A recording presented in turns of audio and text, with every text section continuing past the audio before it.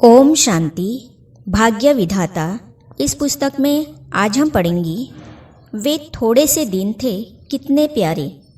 इस विषय पर ब्रह्मा कुमारी नलिनी बहन अपने अनुभव सुनाती है। चलिए आज हम इसे पढ़ते हैं। घाटकोपर मुंबई से ब्रह्मा कुमारी नलिनी बहन जी लिखती है कि बाबा ने हर एक बच्चे को इतना स्नेह दिया, उसे इतना आगे बढ़ाया और योग्य बनाया कि हर एक बच्चा यही समझता है कि बाबा तो बस उसका ही बाबा है। हूबहू हर एक गोपी द्वारा श्री कृष्ण को अपने संग देखने वाली बात पुनरावृत्त हुई। यदि एक एक बच्चा बाबा के अनेकानेक चरित्रों का वर्णन करने लगी तो सैकड़ों भागवत पुराण तैयार हो जाए। बाबा दोनों तरफ से तोड़ निभाने की श्रीमत देते थे। हमारा अनुभव है कि कैसे बाबा कर्म करते करते बीच में गुम से हो जाया करते थे और घड़ी घड़ी बच्चों का ध्यान भी याद की यात्रा की ओर खिंचवाते रहते थे। बाबा कहते, बच्चे याद में ही कमाई है, यही गुप्त मेहनत है। माया याद की यात्रा में ही विघ्न डालती है। बाबा ने मधुबन एवं सेवा केंद्रों की दिनचर्या ऐसी बनाई कि बच्चों में ज्ञान, योग, दैवी गुणों एवं सेवा, इन चारों मुख्य बातों की धारणा सहज ही हो जाए और बड़े से बड़े संगठन में रहते हुए भी सदैव शांति, तपस्या, पवित्रता और स्नेह का वातावरण बना रहे। बाबा जानते थे कि सभी बच्चे एक साथ मधुबन में बाबा के सन्मुख नहीं रह सकते, क्योंकि बच्चों को अपने लौकिक गृहस्थ व्यवहार को भी संभालना है अथवा दूसरी मनुष्य आत्माओं के कल्याणार्थ सेवा केंद्र भी संभालने हैं।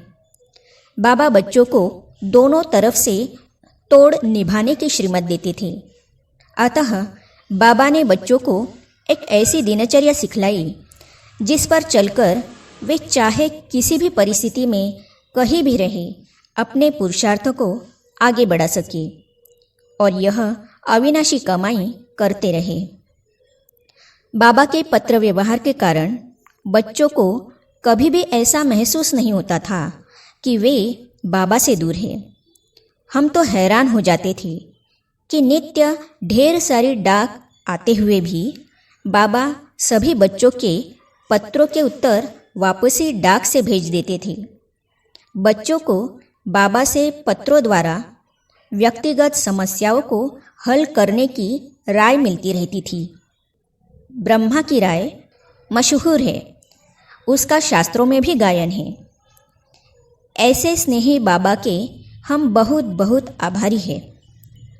सबसे अधिक आश्चर्य की बात तो यह लगती थी कि इतनी वृद्ध अवस्था होते हुए भी कैसे बाबा अथक होकर बहुत सवेरे से लेकर रात्रि देर तक कार्य करते रहते थे।